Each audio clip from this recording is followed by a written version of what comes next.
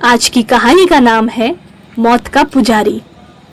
बनारस की वह शाम कुछ खास थी। उस सुहानी शाम में सूरज धीरे धीरे गंगा में उतर रहा था। ऐसा लग रहा था मानो वह भी गंगा में डुबकी लगाना चाहता है। हम बनारस के घाटों पर टहल रहे थे।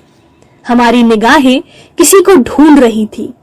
अंधेरे के साथ साथ हम 80 घाट से राजघाट की तरफ बढ़ रहे थे। शहर की रोशनी गंगा में तैर रही थी। थोड़ा आगे बढ़ने पर हमने गंगा के किनारे टिमटिमाते दिए देखे और सहसा कानों में श्लोक गूंजने लगते हैं।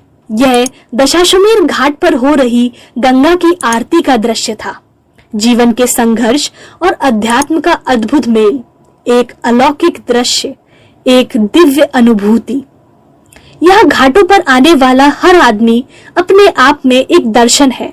उनके पास जीवन के हर गूढ़ रहस्यों के सरल जवाब हैं।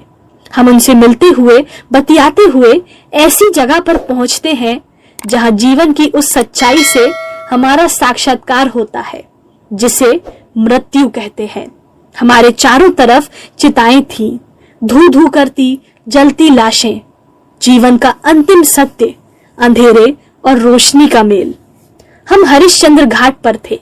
अगर आपको सत्यवादी राजा हरिश्चंद्र की कहानी याद होगी तो यह वही शमशान घाट है जहां हरिश्चंद्र को अंतिम संस्कार के लिए लाया गया था और डोम ने बिना कर लिए उनके अंतिम संस्कार से इनकार कर दिया था। यहाँ आकर हमारी तलाश पूरी होती है। हरिश्चंद्र घाट पर हमारी मुलाकात हिंदू धर्म के उस सबसे अजूबे प्राणी से होती है जिसे अघोरी कहा जाता है। अनिल राम गंजे सिर और कफन के काले वस्त्रों में लिपटे इस अघोरी बाबा के गले में धातु की बनी नरमुंड की माला लटकी हुई थी। इसके अलावा हमें जिसने सबसे ज्यादा आकर्षित किया वह थी उस अघोरी की आंखें। लाल सुर्ख आंखों में मानो प्रचंड क्रोध समाया हुआ हो। आंखों में जितना क्रोध दिखाई दे रहा था, बातों में उतनी शीतलता थी। आग और पानी का दुर्लभ मेल। ऐसी आंखें हमने कभी नहीं देखी थी। अघोरी लोग गाय का मांस छोड़कर बाकी सब चीजों का भक्षण करते हैं, मानव मल से लेकर मुर्दे का मांस तक। अनिल राम से बात करते हुए हम थोड़ा नर्वस हो जाते हैं, लेकिन फिर भी हमने अनिल राम के साथ घंटों शमशान पर बैठकर उनसे ढेरों ऐसे सवाल किए जिनका उत्तर हर कोई जानना चाहता है। अनिल राम ने भी बड़ी ही शांत भाव से उन सारे सवालों के जवाब हमें दिए। हाँ, बीच बीच में उनका मौन साध लेना हमें डराता जरूर था।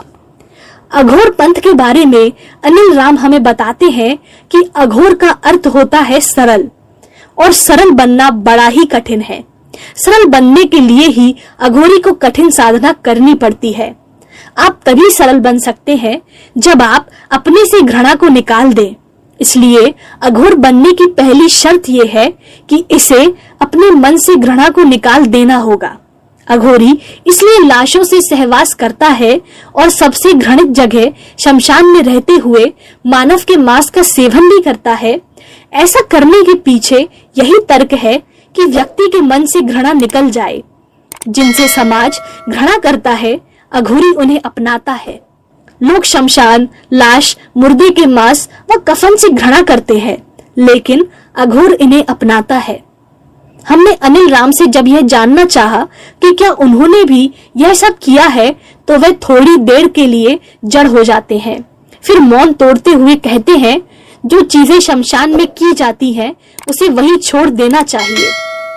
वह आगे जोड़ते हैं, असली अघोरी कभी इस साधना को टीवी कैमरे के सामने नहीं करेगा। अनिल का बचपन बनारस से सटे जौनपुर जिले के एक गांव में बीता। उच्च अध्ययन के लिए वे काशी आए और फिर यहीं के होके रह गए। काशी विद्यापीठ से उन्होंने दर्शन शास्त्र में एमए किया, फिर सत्य और ईश्वर की खोज में हरिश्चंद्र घाट स्थित